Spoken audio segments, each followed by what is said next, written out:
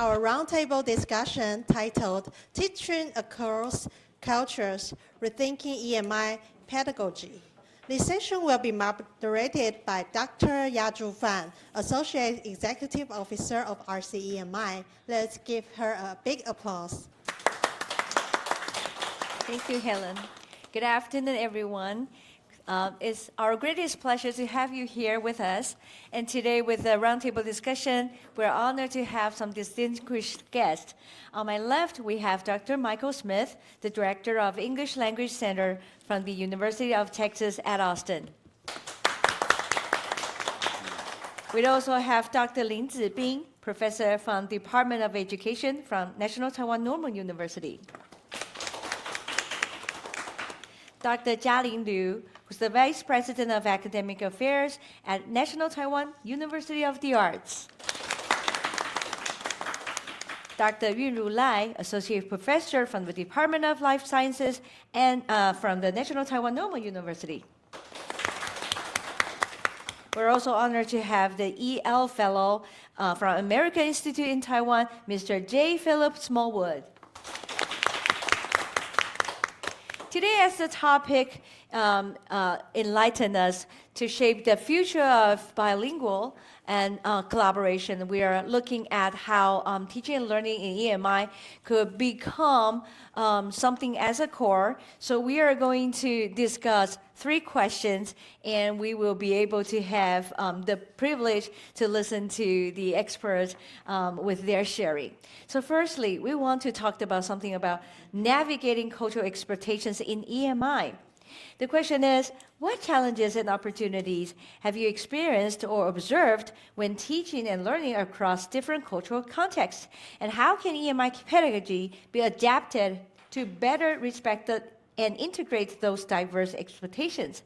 Here we have our EL fellow from AIT who's devoted himself in the context. So I will be very glad to ask him this question, and let's welcome his answer.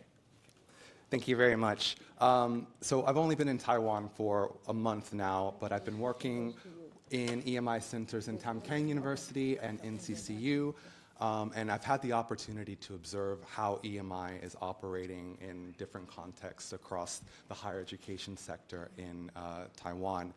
I think one of the biggest challenges for EMI in Taiwan is a lack of understanding of what EMI actually is. Because we have a lot of definitions, but we also have a lot of misconceptions. And there wasn't a lot of buy-in when these policies, BEST and the Bilingual 2030 initiative came in. There wasn't a lot of buy-in from the faculty and the students who were actually going to implement this. They were just kind of told to do this. But they don't know what they're doing. And I think that in itself is causing a lot of anxiety. And I think if we continue to do workshops like this and in-house trainings to kind of get faculty and teaching staff to understand what EMI is and what it is not. EMI is just a medium instruction. It's not, it's not teaching English. You're not English teachers, but I think a lot of faculty think that they have to teach, grammar and vocabulary and that kind of thing, and that's not really the case. So I really think that if we can just kind of define what EMI means for professors in Taiwan, I think that would solve a lot of the issues going forward. Thank you very much, Mr. Smallwood. Well said. You mentioned about the misconception of EMI within a very fresh perspective. You are external, but now internal in the system, right? And you get to see that what is happening here.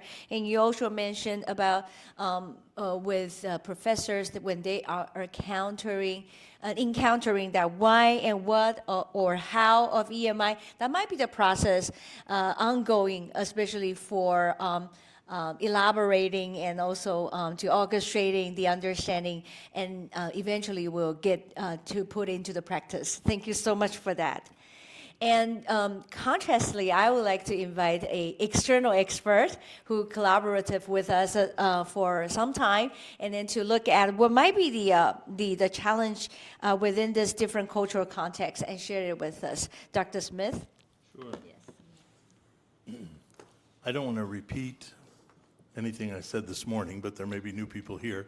One of the examples that I gave was just in communication style.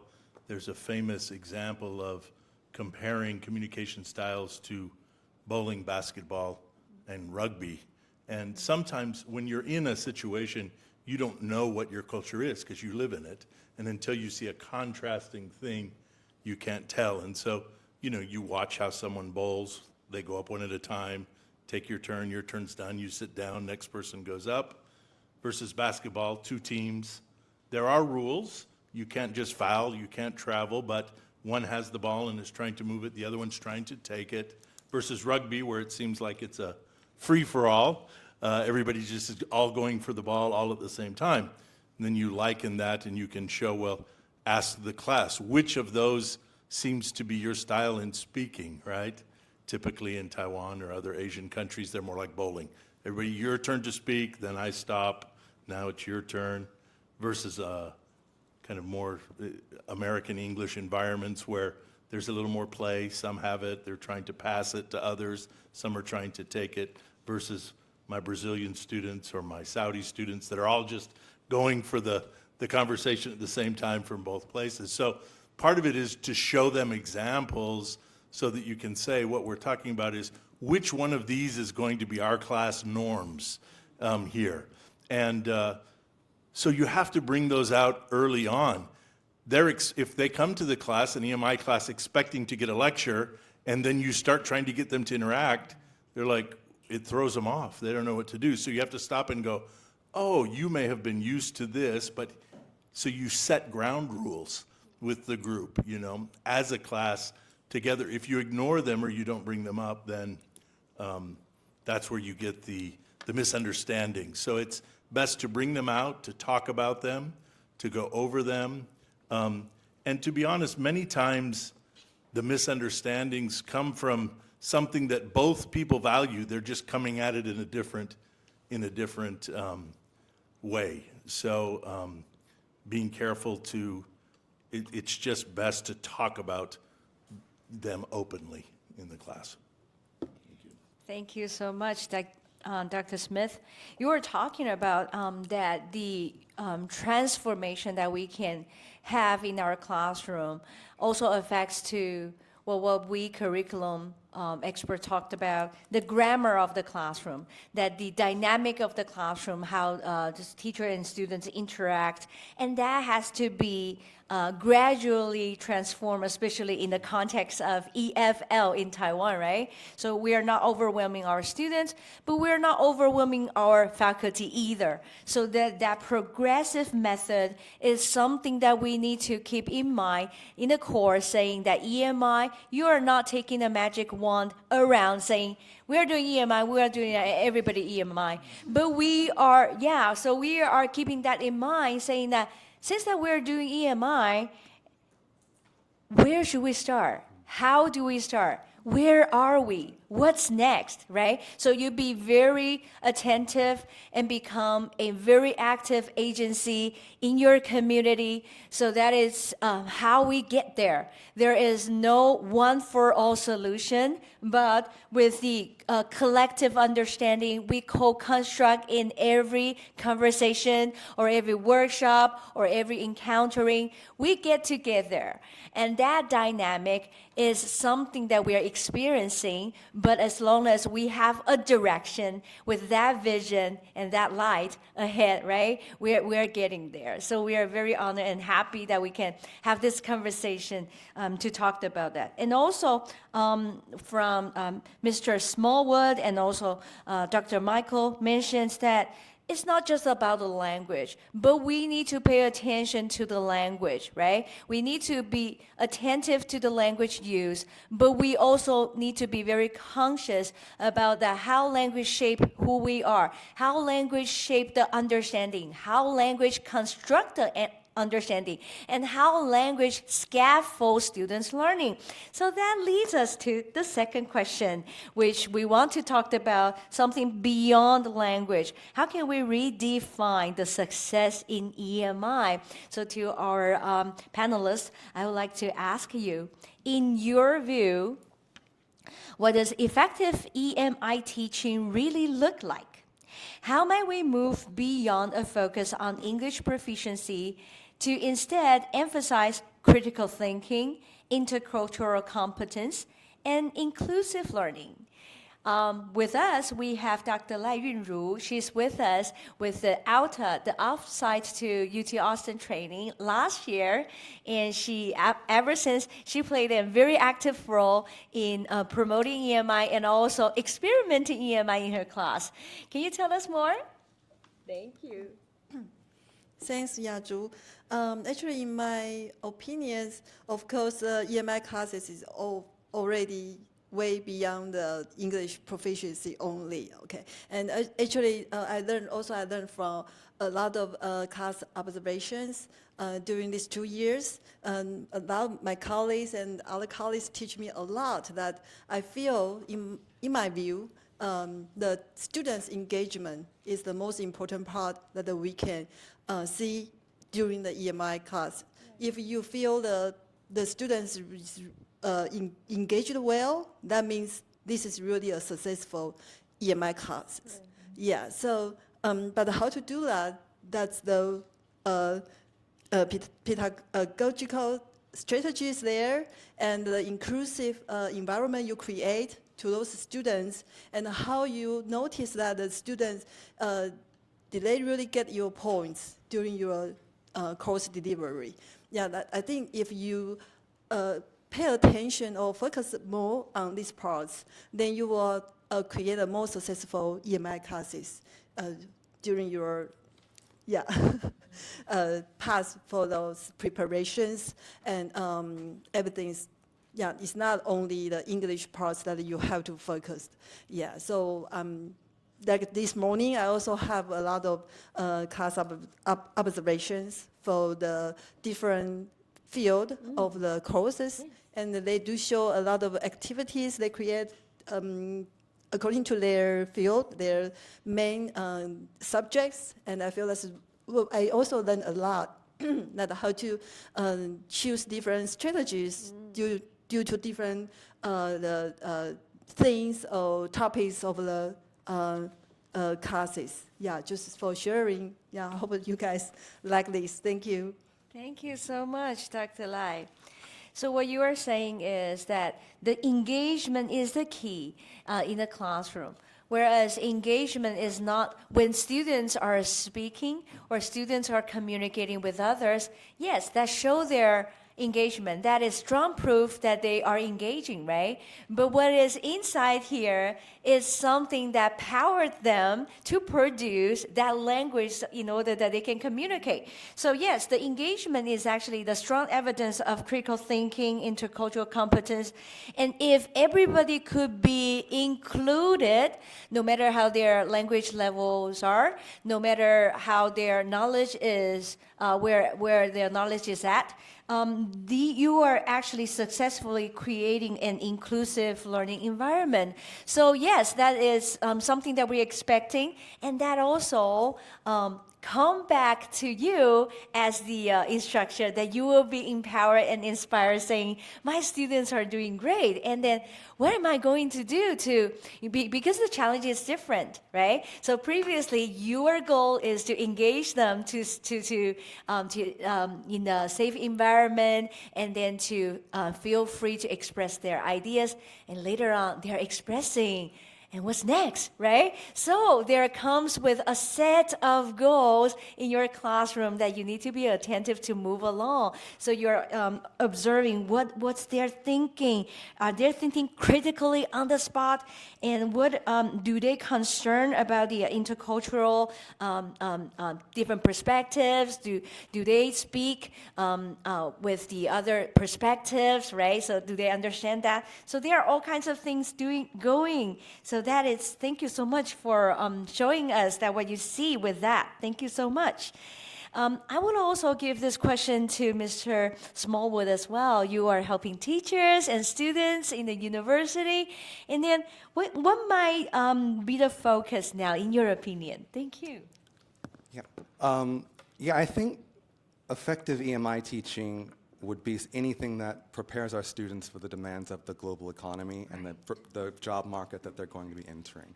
Because it's not just about the content, it's about collaboration skills, it's about taking responsibility for your own learning, being an active participant in an academic community. So I think a lot of what I've seen so far is, kind of encouraging this very passive kind of like, I teach, you listen, maybe you learn something, but we're not really thinking about, is the content, is the information that we're putting out there, are they able to process it? Maybe I'm giving them a lot of information, maybe I'm talking a lot, maybe I'm tired, my voice is sore at the end of the lesson, but have they actually learned anything? So I think that we really need to think about what is actually getting through to the students, rather than just focusing on putting content out there and like overloading them with lots of information. Well said. Thank you, Mr. Wood. Yes, as the topic enlightened us, and that is our collective vision here, is that when you are teaching in a classroom, you are doing experiment. In education, we call that action research. You're actually using the action research method to see what worked, what doesn't, and then you want to start with the planning, and then to adapt to cater to the students' needs. So you are actually activating the scholarship of teaching and learning in your classroom. And that is collecting evidence, understanding what students are doing now, and with possible intervention, saying, oh, there are something I need to adjust because my students' performance is like this. So yes, so that makes the teaching process dynamic. And some of you may ask, would that be too much of work, right? Saying we are preparing for EMI, and then we're doing this at all time, we're changing our strategy at all time. But in our previous discussions, we figure if it's not EMI, would this apply to CMI? And the answer is positive. Everybody's telling us, you know what, we learned this from EMI, but I don't have EMI within this semester, so I tried in my CMI class, and guess what? It worked. It worked really well, right? So that is how we want to transform that with this kind of professional development. Of course, it's in EMI, but it's actually the I, as Dr. Smith mentioned this morning, right? It's the pedagogy, it's the instructional approaches, it's the understanding of your students, and it is how you bridge the knowledge and the student with your expertise in teaching. So that is just something that we want to work very hard to interweave together. And teachers, do they feel tired? Of course, at first, but to a certain amount, and until they see what Dr. Lai mentioned, right? Until they see students' engagement and their feedback, they are empowered, they are fulfilled, and they feel like, well, they are doing something really meaningful. It is because the feedback and reaction from the students told them so, right? So that is the thing that we're looking at, and we are very happy that we can celebrate it here together. Thank you so much, Mr. Smallwood. And I think that it's a great time that we can move on to another aspect, which is how we can build sustainable cross-cultural communities of practice. And togetherly we have Dr. Lin Zibing, who is the former CEO of RCEMI. We are very honored to have him. It is because he had this vision.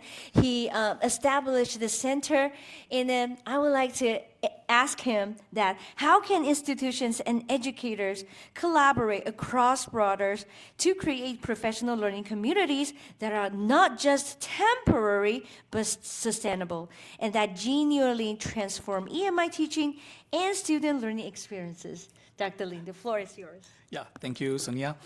I think before answering this question, we probably need to have some pre-understanding so that we can articulate and to talk about this question even better. If we go back to what we just discussed, what is a successful EMI class?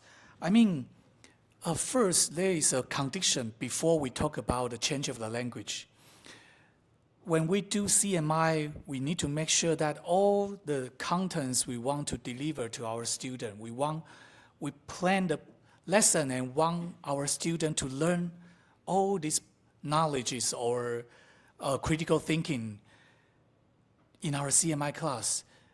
When we do EMI, we need to make sure that this happens first, then we talk about the language. Otherwise, if we sacrifice the learning of the content and to make our classroom become EMI, giving our student a good English communicative environment, but with the price of they lose some of their learning when they had a CMI course. I think we need to bear this in mind. The content learning is very important. And we move to another level because, in Taiwanese context, when we do EMI, for most of the instructors or lecturers in university, the biggest worry is that, am I having sufficient English proficiency to do EMI? And do I have a precise pronunciation, blah, blah, blah? Because I've been to various universities talking about EMI, and that is probably the very first few questions I have been asked by different faculty members. They are worrying about their own English proficiency. So I think we need to abandon an idea considering that there is so-called standard English. To me, in EMI class, all the language is focusing on how to communicate the content I want to deliver to my student smoothly and clearly.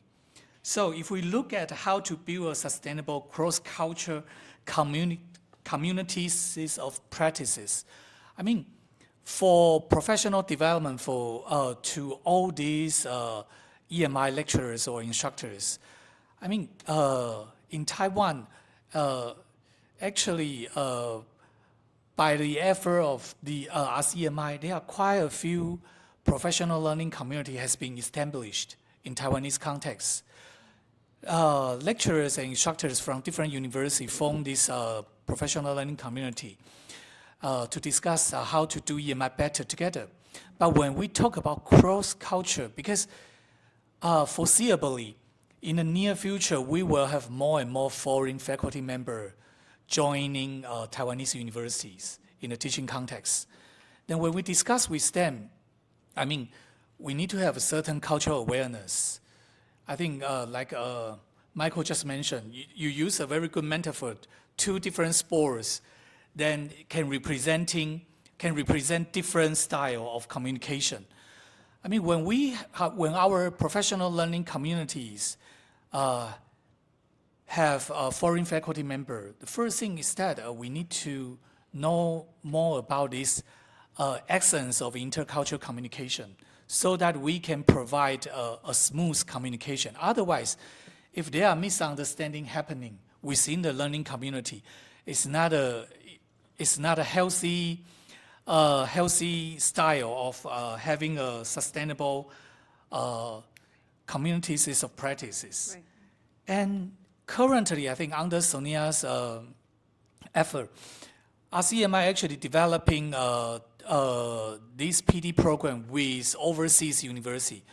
I'm sure that different universities have different styles when they talk about EMI, especially when we work with those universities. In fact, English is their daily communicative language. The context is very different from Taiwanese context. So I'm sure that Sonia spent a lot of efforts making sure that our need has been successfully transferred or conveyed to our partner university. And I actually attended certain meetings together with Sonia, with our foreign partners, when we develop those PD or professional learning community. So the cultural awareness is one of the crucial things to make the communities of practices sustainable. And also, the second thing is that, do we have a good alignment between domestic research on EMI together with the PD program. Because, of course, like Michael and Jay's perspective from outside Taiwan, they are valuable and could give us a lot of insights. Right. But at the same time, we are the lecturers teaching our students within Taiwanese university. We know the local context. And I'm sure that actually when Michael mentioned that your Brazilian student and students from other countries, they share their perspective in your classroom. At the same time, I think I can imagine it's a very lively classroom. But if we reflect on our EMI teaching in Taiwan, we need to spend a lot of time putting various efforts to make sure that our student can give us some response. So that's the cultural difference. That's the difference. The cultural contexts are very different. Yeah. So if we can have more domestic research focusing on Taiwanese context, we can know our needs even better. When we work with our partner from overseas, we can convey our needs more accurate, so that we can have better outcome. So if we want these communities of practice, especially the cross-cultural one, to be sustainable, first, the cultural awareness is very important. And then we need to do some domestic research so that when we talk to those foreign faculty in our own university or when we talk to our partners, university overseas, we can give them more accurate description of what we need. Yeah, and what are those scenarios we would like you to give us comments or feedbacks from an outsider's perspective. So I think that is the two things I would like to mention to answer this question. Thank you. Thank you so much, Dr. Ling.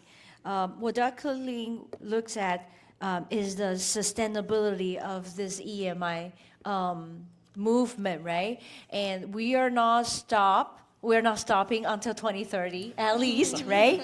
So it's we have very high percentage that for universities we have to carry on. Yes.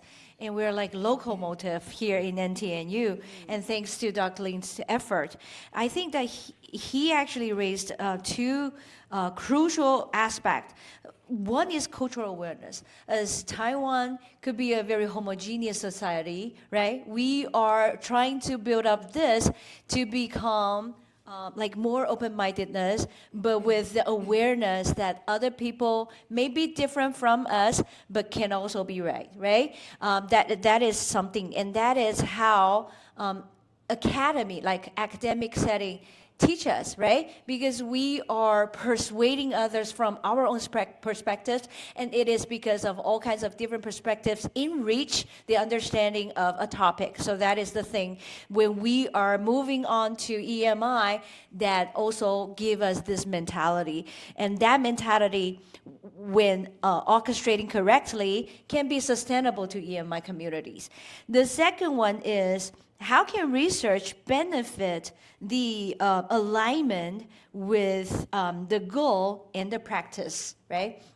Especially that EMI, the EMI practices that we have in Taiwan, it's an overarching concept of where it was first brought, right? And it is happening in different countries around this world within different contexts, especially in Taiwan, that Dr. Lee mentioned, that we actually is actually under a strong cultural is under a strong cultural environment mentioned by Bernstein, right? So we have a norm that nobody says it, but everybody know that they ought to do this. And students are being trained, and also teachers are also being trained to comply to those norms. And it seems like it's not comfortable for them to speak up. So a lot of the teachers were misunderstanding, saying that my students are shy, but let us not ignore that there is cultural factors here, resides deep in the core that we are Asians, and in this country, right, we respect with following with those norms. And that is something that we very interesting for us to look at. Very interesting for us to look at. So thank you so much, Dr. Lin, for giving us this insight of how we can push to the next step. And then I would like also to invite Dr. Liu, who's working as the Vice President of the Academic Fair Office in National Taiwan University of the Arts. Yes, because I'm from National Taipei University of the Arts, so sometimes I pause a little bit. Taiwan University of the Arts, yes. She's now working as the locomotive in her university, and we would like to ask for your insight about this. Thank you. Okay, thank you, Dr. Fan. So I think this question can be seen in 4 aspects. Yes. So the first, the students, second, the faculties, Yes. and the third, the international partners, and fourth is the institutional support. Yes. So let me begin with the student. I think very important is that we give students an inclusive environment. So as Dr. Fan just mentioned, so it's a cultural factors. When they are not just shy, so they are maybe, just, be just polite, and they don't want to share in public their opinions, but they are expertise in some aspects. So I think if we build up an inclusive environment, or they might want to share their opinion with their, classmates. And second, for the faculties, I think most teachers mentioned that it's very important to give students the confidence to speak up in classrooms. However, I do think it's also very important to give the teachers, the faculties, the confidence as well. So most faculties, they are expertise in their domain, and they have, full knowledge, but they just don't feel comfortable speaking in English. And as Dr. Lin just mentioned, so it's not about the language, it's about the knowledge. So if we, as faculties, we can have the confidence, then everybody can give EMI courses, not just CMI courses. And also, I think what I learned very much from this training offered by RC EMI is that they gave us a template. So everybody who has the template, who can set up a successful classroom. So I think we just give the faculty some guidance, some template, so everyone could be a perfect teacher. And the third comes to the international partners. So I think there are many universities from the States, they offer, this kind of course, but they are not one university could be as UT Austin, customized for us. And I think it's very important because, for the customization, it's for us, just 2 weeks and every day, 5 hours, 6 hours, and everyone who participate in this class, we work very hard because every day we had assignment. And as I think the customized program is important. And I think I learned a lot from this trip, and those we have to thank you. The NTNU chose that UT Austin as the partnership, so we can learn so much. And come to the last is the institutional support. I think if every institution who want to have the EMI course, they can build up RC EMI just as NTNU, so they can provide many resources. They can build up an so evaluating mechanism. For example, nowadays at school, teachers have 3 essential jobs. First is professional teaching, and then service, and then research, right? And if we can make some mechanism that help young scholars, if they do more EMI courses, can correlate to their promotion. So maybe everybody will have the motivation to join in the EMI groups, right? So I think this has to be, okay, aligned from the institutional aspect. So that's the 4 aspects I would mention. So students, faculty, an international partner, as you say, also thing, and also the last one is the institutional support. Yes. Thank you so much, Dr. Liu. What you mentioned firstly is that we need to be aware that the effective filter that any language users is encountering is a key that we need to pay attention to. So not only for the students, they are shy and with the cultural factor that resides in with this context, also for the professors, right? So sometimes we say that they have 偶包, but that is actually because when you're using the same language, you sound different, and it seems like you are a totally different person. The identity actually changes, right? So how can we provide the support to all language users in this context is a key. And thanks to you, you mentioned to the scaffolding that we provided with the annotated template of lesson plan of the classroom observation, and with the observation rubric, and also with some other guidelines of how we can develop EAP course, ESAP course, and ESP courses, things like that. We are actually providing teachers ideas so that they are not doing this from scratch. That is the thing, right? Because we have this establishment already.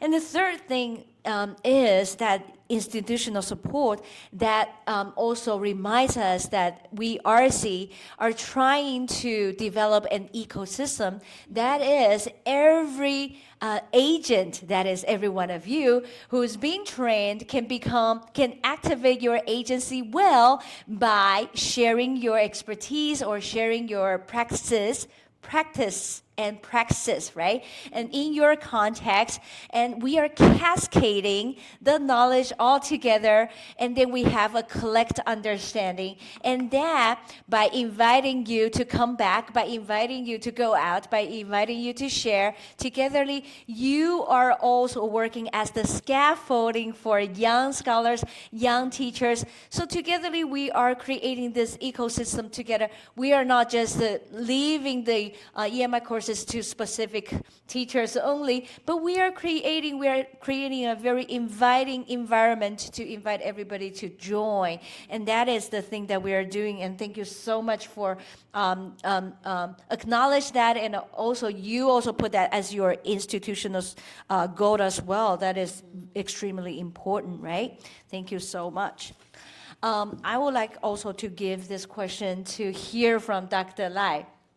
Although she mentioned that she's only answering one question, but I think because she's becoming so active in our professional learning communities, and I think that it is because of her devotion, her community, and also her class thrive. They are having a very enriching experience, interweaving from everybody's effort. Can you tell us a little bit about that? Well, I think Dr. Liu actually shared a lot of my idea already. I mean, all of the, sorry. Thank you. Yeah, actually, all of the aspect that I have ever think she already covered everything. So really hard to me to get any extra ideas about this. But I think the most important parts for this one, I will conclude that we should keep doing whatever we have learned and we are doing now. Yes. Yeah, and try to improve it, not stop ourselves, like feel satisfied with what we have done already. Yes. Because actually, more you do it, more you learn it from others, you feel, wow, there's actually another world. Yes, yes. Like today, I just request Mike to give the advanced course Yes. for us. Yes. Because we think we still have a lot to learn. Yes, yes. Yeah, and so many points that we haven't think about. And not only the courses that we deliver, especially for those cultural, like we always think about different culture, how to, I think that's really still, for me, is the biggest hurdle in the class right now, because no matter the students shy or actually they really cannot get your idea well, how you help them, but without to make the mark or make the label on that specific students. Because when you pay your attention to that, actually it's another kind of create a not so friendly environment for those specific students actually. So how to balance this? How to, you pay attention, you know that's a problem there, but you not really create the whole focused environment to that specific students. Yeah, I think this is still the things that we have to learn, and how to adjust, our strategies in your class delivery. Yeah, so I think that's the thing that it's still a long way to go, and then we keep doing it, we keep sharing like this, and then we can grow together. Okay. Thank you so much, Dr. Lai. What Dr. Lai mentioned is what we call the wisdom of practice. The more you practice, the more wisdom that you get. And it is because when we are reflecting on what we did, we get to think about how can I do better? And in fact, we education people want to claim that all people self-taught themselves. We are self-teaching us to be a teacher in higher education, of course, right? We are not being trained. And, but now we got good training that give you, some lubricant for you to move faster. But again, in your classroom, you are still reflecting on what worked and what didn't. And then when we get a chance to talk about it, and then you get to reflect that in a deep manner, so you get to think about what's next, right? You get the trial and error, and you get all of the wisdom of practice. And that's the key to effective teaching and learning. And congratulations, you all get that key. Thank you so much for staying with us.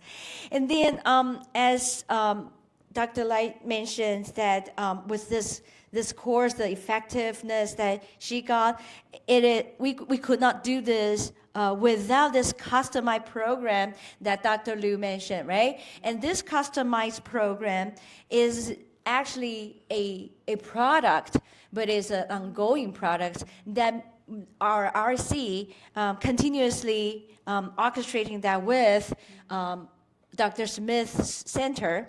We have bi-weekly meetings starting from 2023 October until now. So I meet with this guy. I'm home late at night, tired. She's in her car driving to work. We're talking. And I can't believe that time passed so fast. In every meeting that we had, get a deeper understanding of who we are, why we are doing this, what we are doing this, and how we are going to do this. So today we got the strong evidence of the participants presenting what they've learned, right? And some even use a strong framework to examine this program. And then if the program actually fulfilled with every aspect, it is because this customization that they cater to our needs. So that starts with a strong need analysis and continuous observation of the formative assessment that the teachers apply in the classroom. So Michael, would you like to end up this and tell us how you think that how we can build sustainable cross-cultural communities of practice with our experiences here? Can I go back one question real quick? If you don't mind, sorry. You know, there's constantly in education, there's buzzwords, and sometimes after a while you're just sick of hearing them. One of those words that's been around for the last 10 years is the flipped classroom. Yes. You've all heard that, right? And has anybody ever been in a flipped classroom? You've seen it happen? We talk about it a lot, but we don't. To be honest, an EMI classroom is a wonderful place for a flipped classroom. Imagine this. Right now, I think in a university level, we view the classroom as where the teacher is transmitting the content to them in the classroom. I know this content, and I'm going to give it to you, right? So you transmit the content in the classroom, and then the students go home, and then they process the content away from each other and away from you by themselves. The kind of classroom we're trying to do is where in the classroom they're processing the content. So if we're going to do that, where does the transmission of the content have to happen? Outside of the classroom. So you may have to rethink, instead of coming in and reading the PowerPoint, give them the PowerPoint as the homework, go home, read the reading, watch the PowerPoint, that's the homework. And then when you come to class, that's where we're going to do the critical thinking. We're going to do the intercultural exchange about how you felt about those things, right? Now, we know that undergraduate students are undergraduate students. What do we do if they don't do what they're supposed to do at home? Now they can't participate in class. Yeah, that's the consequence. So guess what? You can't participate because you didn't prepare. And soon they'll realize, oh, if we don't do what they ask us to at home, now we can't fully participate in class. I'm not saying you do that for every class, but you might try that in some cases, because then they realize class is a place where I'm not sitting passively. It's where I'm supposed to already come with something, and then the teacher, their master role there is to help them digest and process what's going on in the room. I watched Charlene's, I don't remember I watched Charlene's class the other day, and she was doing it on trailers for movies, because in her class they're talking about how you would produce a trailer, and there were 4 key vocabulary words that you use to assess whether a trailer is good or not, and she explained all of that to them. She had a great warm-up where she showed them a trailer and talked about how they felt and why they liked it. Then she gave them 2 more, had them kind of compare and walk through them. And then right at the end of the class, that's where they started then to take all that stuff they'd learned and work on it. And they were so engaged, and they were speaking in English, and they were doing the activity, and then the class ended, right? And I thought to myself, what if she'd given them the part where they watched the trailers, like before they came that day, and you started like way earlier, that interactive piece there. Her class wasn't bad. It was amazing, actually. But that was just the thought. And then they were 2 very different trailers, right? One was black and white. There wasn't much information, very mysterious. And one was for Hunger Games, very popular movie, a lot of action, and stuff. And then she asked the students in each group, which one did you like better and why? I thought they all were going to say the Hunger Games, to be honest. But actually, no. At least half of them liked the other one. And it was the men that liked, it split down gender lines. And I thought, here's a great question you can ask. Why do you think the men like this one versus that? Now we're critically thinking. Now we're doing that thing, that magic that happens, right, in the class. And she set them up for success. So I think there's an area to explore with the flipped classroom in how we see ourselves, in the class. Are we just there to just tell them information that they could read, or are we there to help make that happen? Back to your question, sorry, now to the last thing. The sustainable cross-cultural communities, we struggle with this also in the U.S. in this way. There's 52,000 students at the University of Texas at Austin. We send 3,000 abroad every year to study abroad. We say, wow, that's a big number. But as a percentage of the 52,000, there's 49,000 that didn't go study abroad. We get universities come all the time to the University of Texas saying, we want a reciprocal exchange agreement, full reciprocal exchange where our students come there, your students come here. Why don't we have hundreds of students from the University of Texas coming to Taiwan? Well, because none of them speak Mandarin, right? They're not ready to come and do that yet. As you offer more courses in English, there will be more that can come and do that, right? Because they have to have a balanced thing. But what we do now, and I know that, I don't know if you do it here on campus, they have what they call global virtual exchange, right? So this is a perfect way in the EMI context to start this. So we'll have two professors that are colleagues, they went to the same school, they've met at conferences, and they say, let's offer the same course, cross-listed at your university, my university. My students are gonna be, I'm gonna give the lecture half the time and your students watch and my students are there live. You're gonna give the lecture half the time. This solves the problem that EMI struggles with, the kind of unreal condition of, why do you have a native speaker of Mandarin standing in front of a bunch of native speakers of Mandarin speaking English, right? It's hard for them to get over that. But if you have a whole class online that's participating with you that don't speak Mandarin, and on this side you've got a group that can speak English, then that creates that setting where it seems natural, and you, without having to pay the expense of traveling, you can simulate that kind of an experience. And then you get all the intercultural things that you want through that, and you can have them work outside of the class time to do things. So that's just one of the ways that I think you can do that. Wonderful. Michael, you're my soulmate. That is actually something that we are thinking, but probably could not collaborate with UT Austin. But with the time difference, yeah, we can explore the possibility, especially we have this commitment, right?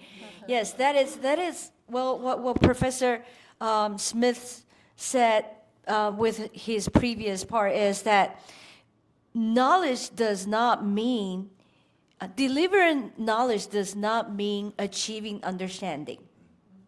You are delivering knowledge, but students may not understand.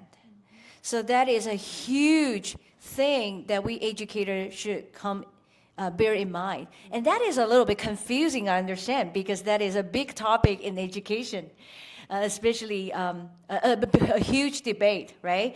But if you are for that, you understand that simply transmitting knowledge does not mean that you are developing understanding, and you actually hold the key, another key, to a passport this time, to EMI. And then I love how Dr. Smith said that Charlene, Dr. Liu, set them up for success. You set your students up for success. You scaffold, you are raising them up, like that song, right? So they can reach the mountains, so they can cross the oceans, things like that. Yes, you set them up for success, and we are here, set the teachers up for success, so that this model for EMI could be sustainable. So I think that is a great conversation that we have so far. And I think it's a great time we open the time for our participants as well to have a conversation with us. So please just turn on your microphone to let us know how you feel about this and also some possible questions.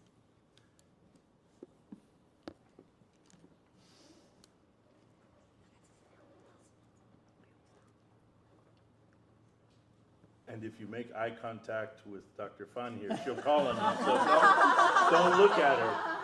Turn your head like this. William's looking. Yeah, there we go, see? There's a cultural thing. Yep, well, I can say something. Just to follow up what you just said in the global visual classroom, I did that 2 years ago when I first came to this university. So I started using some EMI funding to invite scholars from overseas to talk about the transitional justice show. And so in the Guangzhou instance, in Korea, I asked a Korean professor to help me to deliver my lectures. Perfect. And in return, I talk about the Hong Kong umbrella movement. Right. Yeah, and I also invite a professor to talk about the liberation of South Africa. The problem here is that, well, number one, we need to deal with the time difference. And number two is that, well, sorry to say that the very poor connection here. And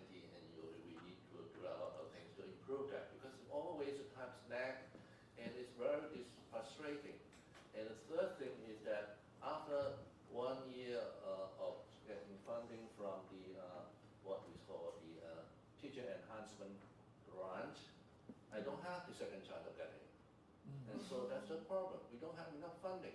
With the very humble honorarium that we can offer according to our system, it is almost insulting, sorry to say that, to pay a overseas scholar, for example, for $1,000 NT dollars. Can you imagine that? It is really unthinkable for international scholar. So this is the real problem. And speaking of that, I'm not born in the years of horse, so I'm not a naysayer. So actually, I'm quite lucky. I'm born in the year of rabbit. So I'm not, even though I'm not a bunny anymore, but I'm still a lucky rabbit, right? And with due respect to, I would like to point out some other aspect which may be challenging for us. Now, now you talk about education, pedagogy, language program, stakeholders, all stakeholders, and I'm glad that Professor Lin bring out the cultural aspect. But there are deeper foundation we may delve into in order to understand the complexity of the problem. For example, the social inequality. Now, the lack of student motivation is always mentioned here, but the problem is further complicated by the significant gap between urban and rural area.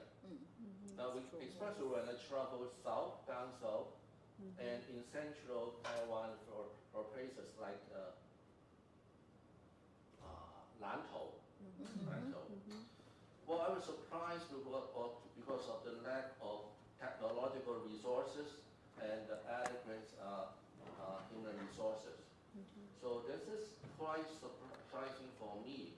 So the EMI may not only reflecting existing social inequality, but also widening the gap between the rich and the poor. So students in well-funded school like NTNU usually have access to experienced teacher, digital tool, and rich English environment. While those in less privileged area, especially in the eastern part of Taiwan, right? We need to address this problem, right? Otherwise, we are just popping up in the heaven, right? So up in the cloud. So EMI for those less privileged students is something like a cherry on the cake, or cream on the cake. Well, it's delicious, but too expensive for me, right? So that's something that I may like to share is that what has been done with limited success in Hong Kong and limited success in Canada is that we collaborate. The stakeholder is not necessarily international stakeholder, but also domestic one. Make use of the NGO who are willing to enhance English teaching, such as church, the Christian church, such as the monk, right? And the others is that we have to, maybe let me propose a mild social action. Sign an open statement here, send it to the education ministry, so that enough funding has to be allocated, effectively to enhance human resource and computer resource at least, right, to the less privileged area. Otherwise, we are widening social inequality, and I don't see the future of sustainable EMI without the caring of the general public. Yes, that's the thing that I want to say. Thank you. Thank you. Thank you so much, Dr. Wu, for pointing out the challenges that we are facing for now. We understand that we are doing EMI as a vision, but we also understand there are hurdles in between, right? And when we can be honestly, face those challenges, shall we solve those problems? So thank you for being so honest and pointing those out. And those are you point out the area of improvement, and that is the thing that we need to pay attention to. And because of the expertise of Dr. Ling, who has a strong orchestration in policy, especially in EMI, I would like to invite him to respond to what Dr. Wu just mentioned.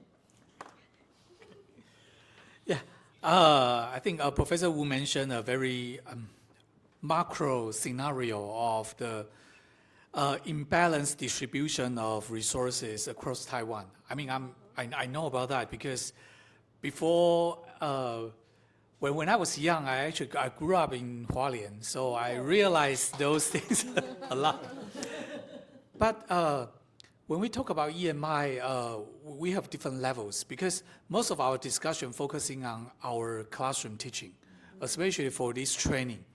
And Professor Wu actually mentioned the very macro policy aspects of EMI. But I have to say, in the past 3 decades, the ministry put in various resources, tried to change this kind of urban-rural gap in terms of the use of technology or in terms of the academic performance. I mean, for pre-university education, but most of the attempt failed.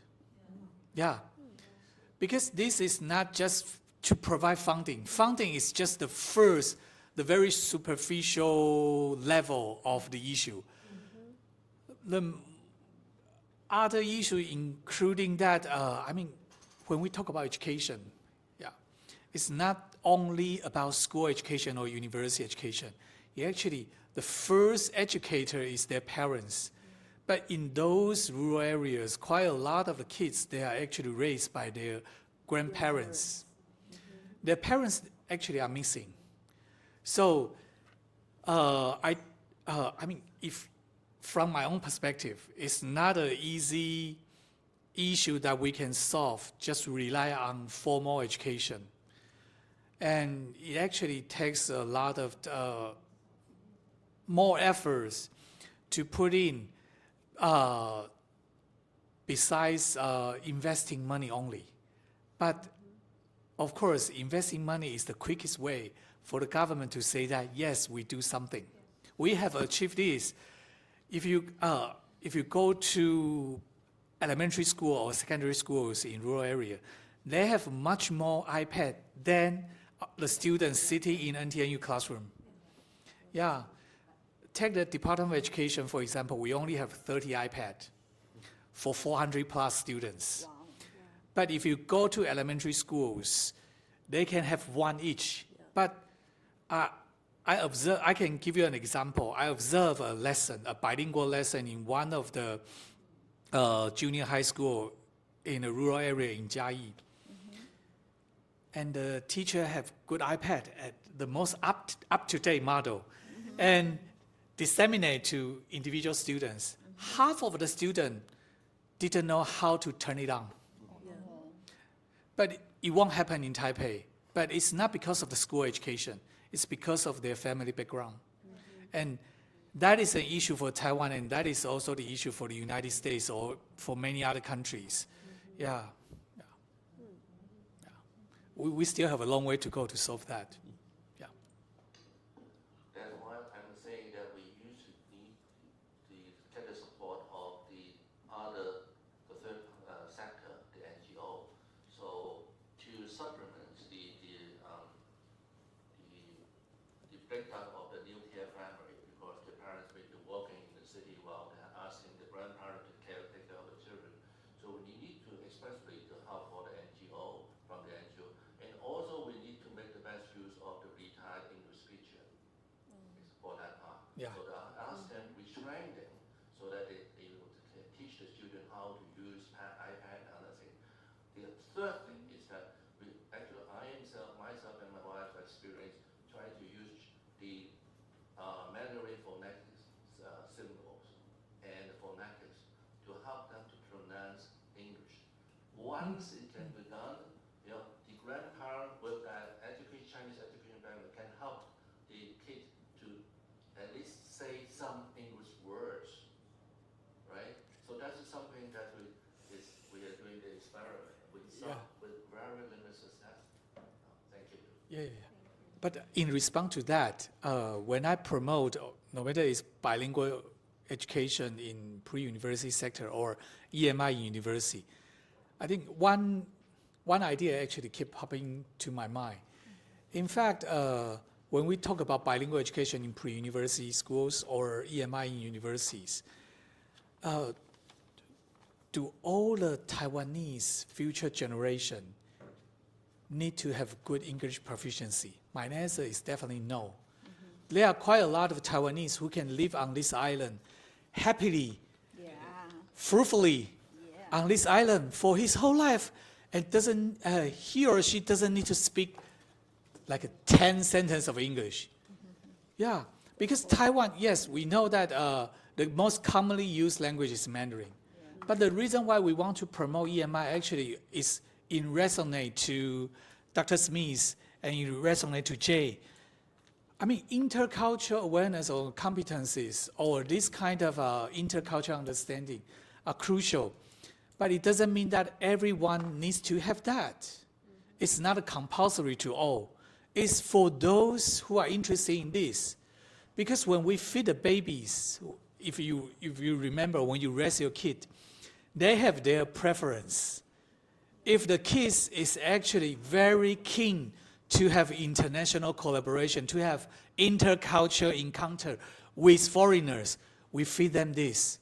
We give you bilingual education, we give you EMI. Great, you do it. But if for those kids who doesn't have any interest in learning other language, but he or she may be very good in arts, maybe very good in hands-on experience, why not? We feed them with this. I think we need to think about that. To me, bilingual education and EMI, yes, to me, I would say that is a good policy intent. But it doesn't mean that every individual Taiwanese future citizens need to be very good in English or have very good proficiency in English. To me, it's a choice. That is also the reason why at NTNU we said that EMI course is a choice for the students. It's not compulsory. You can make your own choice. Once you make the choice, you know the reason why you devoted your efforts in your EMI lessons. Well said. I think that we just saw a very wonderful conclusion. Okay. It's a really wonderful opportunity for us to have this kind of conversation talking about, well, the hurdles and the obstacles that we're having. And that actually deepened our understanding of what EMI is about. In NTNU, we have a slogan. We say, 选择中开创机会. So it's, when we are doing EMI, we are now reaching at its, the 15% of, EMI is like 15% of the part of the whole program in whole university education here in NTNU. And we are looking at it and we're saying, is it enough or where to, right? But currently we say 15% is good enough, right? Because we also realize that students have their own autonomy and they have their own choice. So that's it. So thank you so much for this wonderful conversation.